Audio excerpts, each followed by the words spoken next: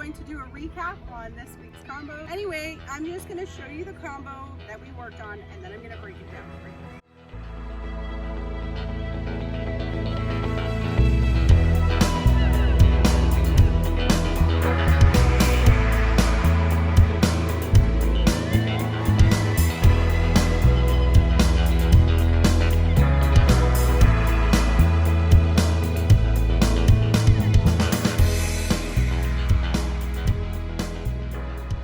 That's kind of how far we got today, except with the exception of getting through the weave toss. What we really focused on today was doing the anti-spin. An anti-spin is just when your hoop is turning one way and the motion of your arm is going the opposite direction. So in this case, I'm using my right hand and I'm doing an in-spin. So in this case, my hoop is moving counterclockwise. So this is the direction my hoop is going.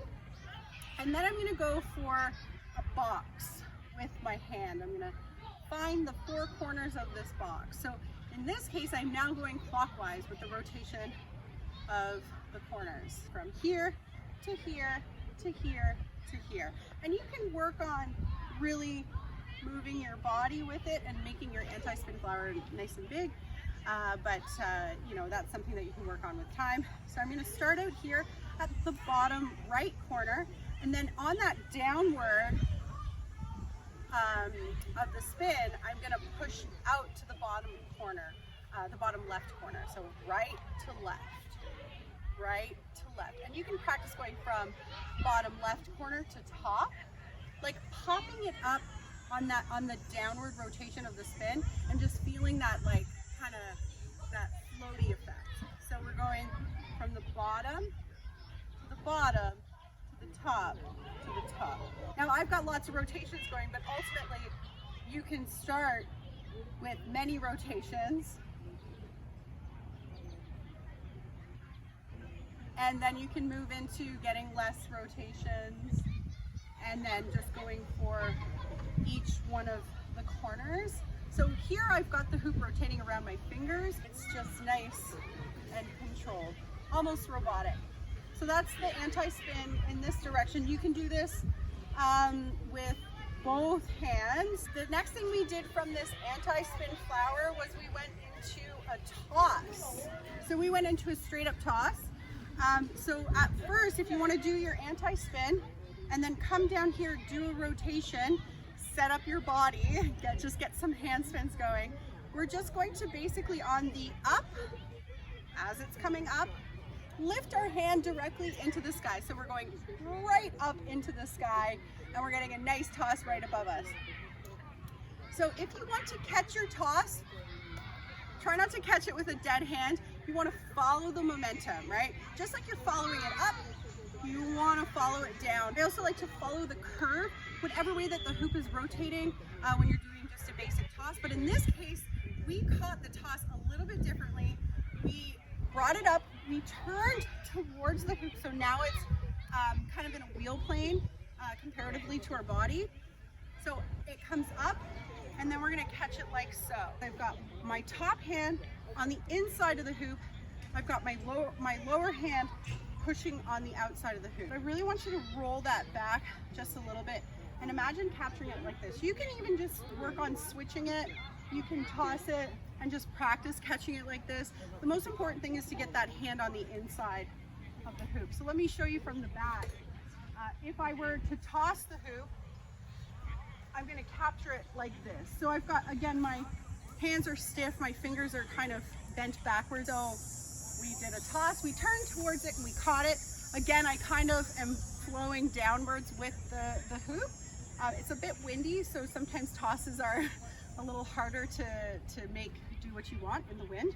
But from here, what we're gonna do is go into a nice gentle reverse contact escalator. What we can do here is have the control on the bottom or the hand on the bottom just as a pivot point.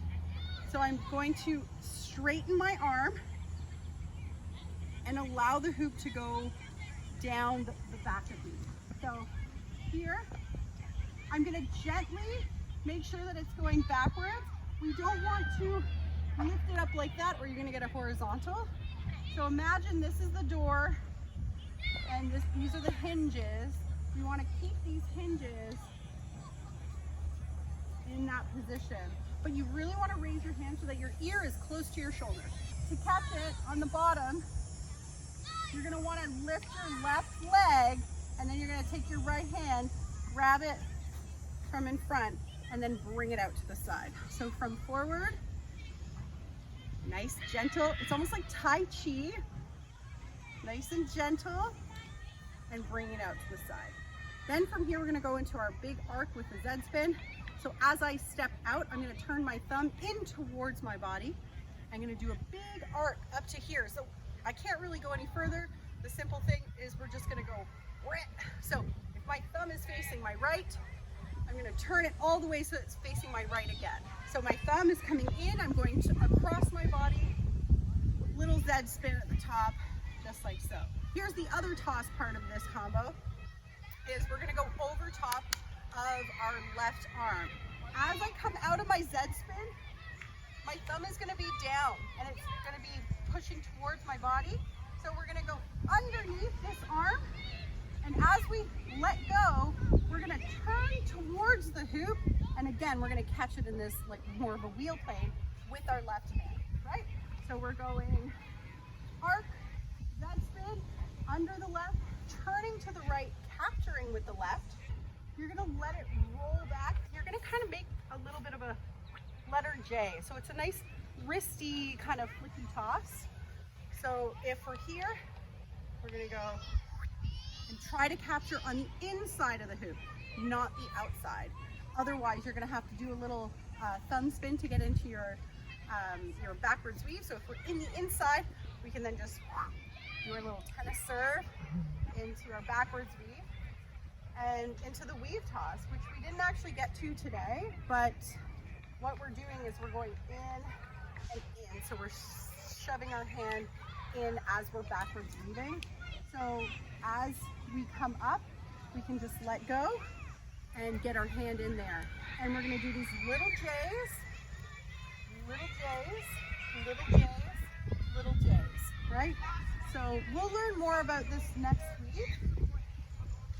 Woo, it's windy.